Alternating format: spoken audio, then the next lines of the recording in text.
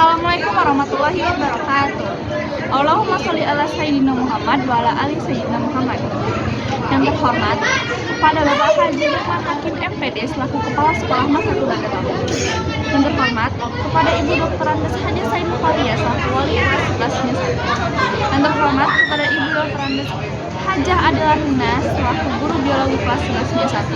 Yang terhormat kepada Dr. Andes Hajah Khairatul Idawati MPDI dan Dr. Haji Hanifudin MAG selaku Master Trainer Pasti Aksi Literasi Metode Hanifika. Lalu yang kami sayangi orang tua yang selalu mendoakan dan yang selalu kami banggakan teman-teman sekelompok. Izinkan saya memperkenalkan diri. Nama saya Azhara Bantu Kalista dari kelas 11 Pada kesempatan ini, saya akan menjelaskan peta imajinasi yang telah saya buat mengenai sistem pernapasan. Nah, sebelumnya, sistem pernapasan itu terbagi menjadi dua, yaitu pernapasan eksternal dan pernapasan internal. Pernapasan eksternal adalah rangkaian proses pertukaran oksigen dengan karbon dioksida antara tubuh dan lingkungan eksternal. Sementara itu, pernapasan internal adalah proses metabolisme penggunaan oksigen serta pembentukan karbon dioksida dan air yang terjadi pada mitokondria di dalam sel. Nah, di sini saya menjelaskan sistem pernapasan pada manusia. Berikut fungsi dari sistem pernapasan manusia. Yang pertama yaitu berfungsi mengambil oksigen dari atmosfer ke dalam sel-sel tubuh. Yang kedua melepaskan karbon dioksida, lalu merupakan jalur untuk pengeluaran air dan panas.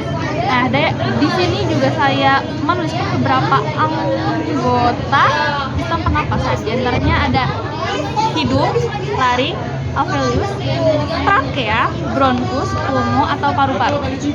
Kalian tahu nggak sih kalau dalam satu siklus pernapasan terjadi satu kali menghirup udara atau inspirasi dan satu kali proses menghembuskan udara atau ekspirasi. Inspirasi merupakan proses aktif yang dilakukan oleh kerja otot.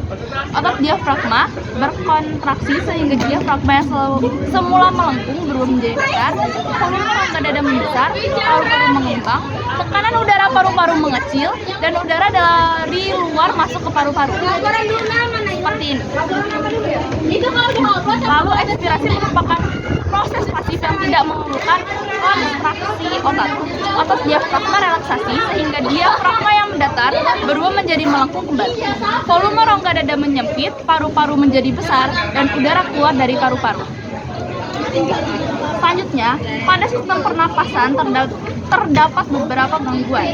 Nah, yang pertama ada tuberkulosis. Tuberkulosis atau TBC adalah penyakit infeksi oleh bakteri Mycobacterium tuberculosis yang penularannya terjadi melalui udara. Bakteri ini masuk dan terkumpul di dalam paru-paru, kemudian menyebar melalui pembuluh darah serta menginfeksi hampir seluruh organ tubuh seperti paru-paru, otak, ginjal, saluran pencernaan, tulang, dan kelenjar getah bening. Selanjutnya ada faringitis. Faringitis adalah peradangan pada faring dan menyebabkan rasa sakit ketika menelan makanan.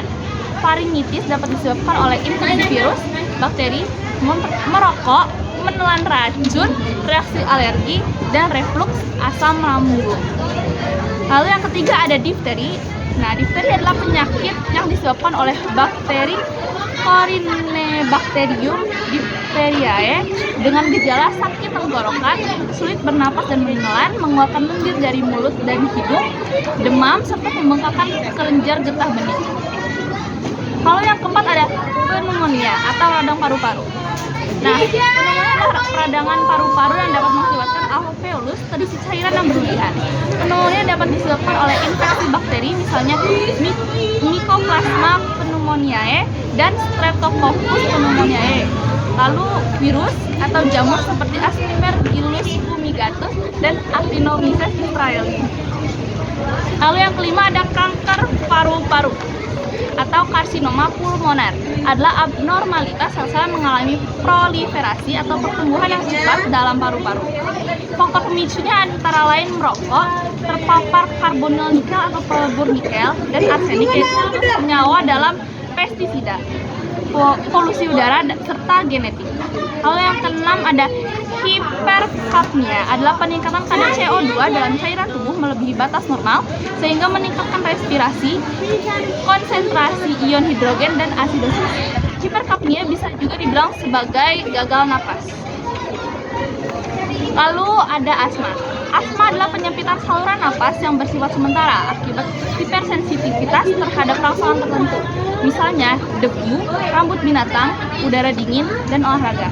Lalu yang terakhir ada bronkitis. Bronkitis adalah peradangan pada selaput lendir bronkus. Nah, penyakit ini disebabkan oleh infeksi bakteri dan virus, merokok, lalu polusi udara, debu, asap zat kimia, dan penyakit paru-paru. Seperti yang kalian ketahui, manusia itu pasti berkembang. Contohnya adalah teknologi. Pada sistem pernapasan terdapat teknologi yang pertama adalah tracheostomy. Tracheostomy adalah pembuatan lubang pada dinding anterior trakea untuk mempertahankan jalan napas agar udara dapat masuk ke paru-paru melewati jalan napas bagian atas. Tracheostomy biasanya dilakukan pada penderita difteri akut. Lalu yang kedua ada pulmotor. Pulmotor adalah alat yang digunakan untuk melakukan pernapasan buatan. Pulmotor biasanya digunakan pada orang-orang yang mengalami gangguan pernapasan karena tenggelam dan shock karena sengatan listrik. Lalu yang terakhir ada terapi oksigen. Terapi oksigen adalah pemberian oksigen menggunakan peralatan emergency oksigen yang dapat diberikan melalui kanula hidung atau masker wajah yang ketat. Nah, selesai sudah penjelasan yang saya berikan. Sekian dari saya, kurang lebihnya saya mohon maaf. Wassalamualaikum warahmatullahi wabarakatuh.